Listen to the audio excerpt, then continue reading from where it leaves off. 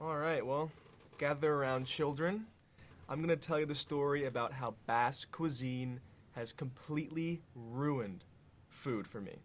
So last March, some friends of mine and I decided we were gonna travel to San Sebastian, Spain. That's in the Basque Country. That's up in the north of the country, about 5 hours train from Madrid. Our trip didn't get off to the best start. We decided it would be a wise idea to attend an Atlanta United match the same night our flight left. So we almost missed our flight. But we got to Spain okay. We took the train up to the north of the country. We arrived at San Sebastian. The second we stepped off the train, you could smell the ocean. So for me, I knew that the seafood was going to be the top and the king cuisine there. So the first thing you need to know about Basque cuisine is they're famous for one thing: pinchos. That's Basque for tapas.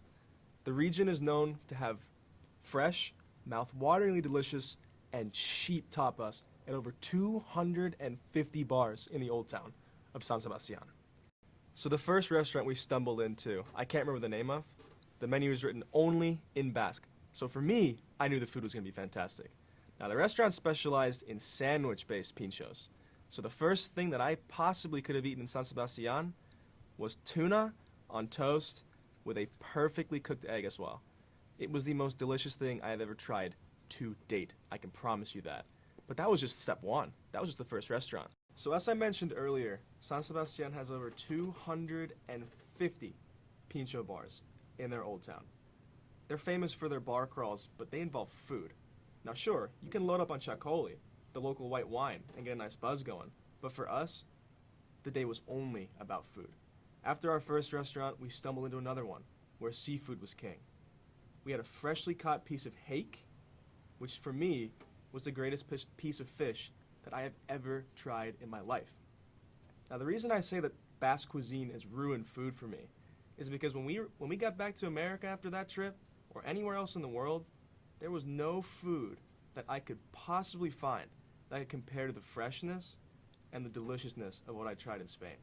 And the best thing was, it was cheap.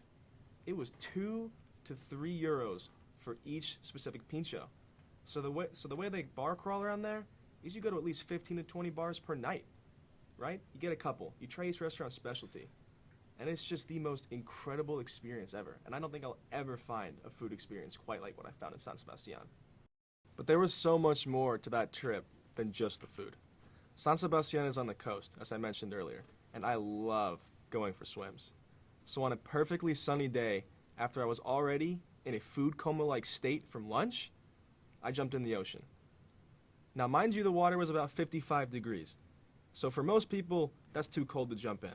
But myself and the elderly community of San Sebastian, we weren't taking no for an answer that day. It was 60 degrees outside, there wasn't a cloud in the sky, and I knew that I had to take a swim that day.